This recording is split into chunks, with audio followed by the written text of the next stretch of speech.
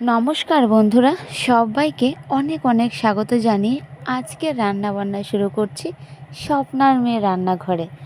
তোমরা সবাই কেমন আছো? আমি কিন্তু ভীষণই ভালো আছি। আজকে তোমাদের আমি একটা খুব সুন্দর রান্নাবান্না দেখানোর চেষ্টা করব। যদি তোমাদের ভালো লেগে থাকে অবশ্যই কিন্তু পাশে থেকো। তো দেখো, সকাল সকাল কিন্তু ভাতটা চুলায় বসিয়ে দিয়েছি। তো তারপরে তোমাদের দেখাচ্ছি আজকে আমি কী রান্না করব।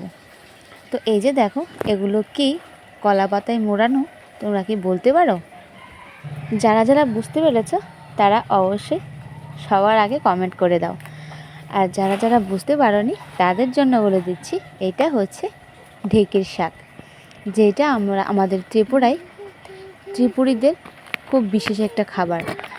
তো চলো, এখন আমরা ত্রিপুরীদের সাথে সাথে আমরাও কিন্তু এই খাবারটা খুব ভালো করে খাওয়া শিখে গেছি এবং রান্নাটা করাও শিখে গেছি। তো আজকে আমি তোমাদের দেখাবো ঢেঁকির শাক রান্না করে একটু অন্যরকমভাবে। তো চলো, ভিডিওটা স্কিপ না করে দেখতে থাকো আমি আজকে কিভাবে রান্না করি। তোমরা দেখতেই পাচ্ছ খুব টাটকা কিন্তু ঢেঁকির শাকগুলো ছিল। আর আমার এরকম ঢেঁকির শাক খেতে কিন্তু ভীষণই ভালো লাগে। বিয়ের আগে আমি এরকম ঢেঁকির শাক দিয়ে এক থালা ভাত পরিষ্কার করে খেয়ে নিতাম। অবশ্য এখন একটু কম খাই, কারণ আমার শ্বশুরবাড়ির মানুষ এরা একটু কম ভালোবাসে, তাই আমাদের বাড়িতে এটা আনাও কম হয়। তো তোমরা কে কে কীভাবে খাও এই ঢেঁকির শাক অবশ্যই জানিও, ঠিক আছে? তো চলো, রান্নাটা আজকে শুরু করলাম। আর রান্নাটা শুরু করার আগে তো কাটাকুটিটা করতে হবে। তো প্রথমেই কিন্তু আমি কাটাকুটিটা শুরু করে দিয়েছি। আর এই ঢেঁকির শাক কাটাটা কিন্তু খুবই ইজি এবং খুবই সিম্পলি। এই ঢেঁকির শাক কিন্তু কোনো আঁশ নেই, কিছু নেই, শুধু হাতে দাঁটা নিয়ে পিস পিস পিস পিস করে যতটা পারা যায় কুচিয়ে কেটে নিলেই কিন্তু রেডি হয়ে যায় ঢেঁকির শাক রান্না করার জন্য। তো আমিও ঠিক সেভাবেই কিন্তু যতটুকু পারলাম ছোটো ছোটো টুকরো টুকরো করে কাটাকুটি করে রেডি করে নিচ্ছি। আর সাথে নিয়ে নিলাম দুটো বেগুন। ঢেঁকির শাকের সাথে আলু বা বেগুন দিলে কিন্তু তরকারিটা খুব ভালোভাবে জমে যায়। তাই আজকে আমি ঢেঁকির শাকের সাথে দুটো বেগুন কেটে নিলাম ছোটো ছোটো টুকরো টুকরো করে। তো দেখো, ঢেঁকির শাকও কাটানো হয়ে গেছে আর বেগুনগুলো কাটানো হয়ে গেছে। এখন আমি সবগুলোকে ভালো করে একদম ফ্রেশ করে ধুয়ে নিয়ে আসবো। তো চলো, আগে ধোয়াটা সেরে নিই, তারপর তোমাদের দেখাচ্ছি রান্নাবান্নাটা। তো আমি কিন্তু কাটাকুটি করতে করতে ভাতটা হয়ে গেছে আর আমার সবজিগুলো ধোয়া হয়ে গেছে। এখন আমি চুলায় বসিয়ে দিলাম কড়াইটা যখন গরম একটু হয়ে গেছিলো তখন আমি দিয়ে দিলাম সবগুলো ঢেঁকির শাক, সাথে বেগুনগুলো। আমি আজকে বেগুন আর ঢেঁকির শাক দুটো একসাথেই দিয়ে দিয়েছি। তারপরে অল্প একটু জল দিয়ে ঢেকে রেখে দিলাম 10 থেকে 12 মিনিটের জন্য। তারপরে চুলায় আগুনটা কিন্তু খুব ভালো করে বড় করে একদম হিট করে দিয়ে দিয়েছি। তারপরে 5 থেকে 7 মিনিট এরকমভাবে ঢাকা চাপা দিয়ে একটু নাড়াচাড়া করে আবার কিন্তু আমি ঢেকে রেখে দিয়েছিলাম, সেটা আমি তোমাদের দেখানো হয়নি। তো তারপরে ঢাকাটা খুলে আবারও একটু নাড়াচাড়া করে নিলাম। তারপরে দিয়ে দেব এখন লবণ। এখন কিন্তু ঢেঁকি শাকটা সেদ্ধ হয়ে গেছিলো। তারপরে আমি দিয়ে দিলাম লবণ আর দিয়ে দিয়েছি অল্প একটু হলুদ গুঁড়ো। তারপরে আবারও একটু নাড়াচাড়া করে এখন আমি ঢেঁকি শাকগুলোকে একটা বাটির মধ্যে নামিয়ে নেব। যেহেতু খুব ভালোভাবে সেদ্ধ হয়ে গেছে, এখন কিন্তু নামানো যেতেই পারে। তো ঢেঁকি শাকগুলোকে নামিয়ে এই তরকারিতে যা যা লাগবে সব কিছু রেডি করে নিচ্ছি।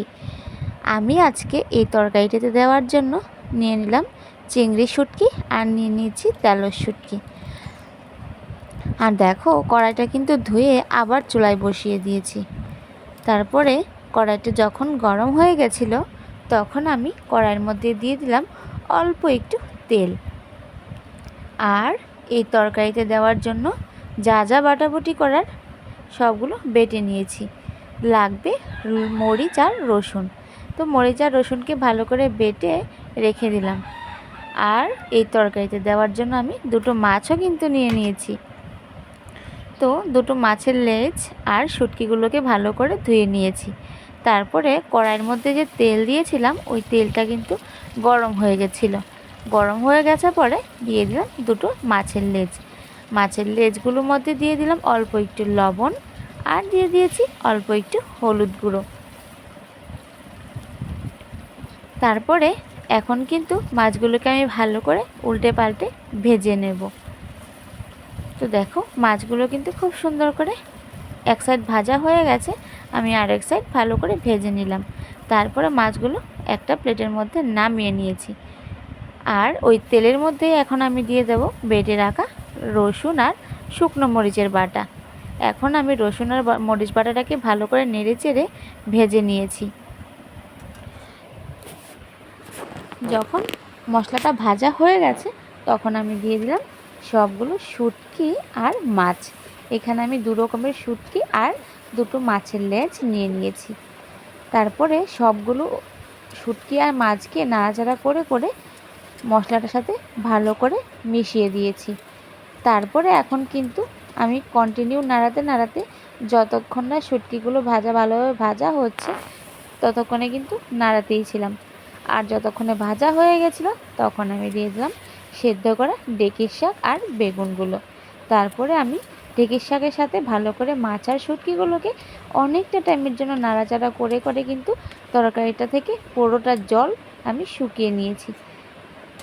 তো হয়ে গেল কিন্তু খুব সহজভাবেই ঢেঁকির শাকের শুটকি তরকারি।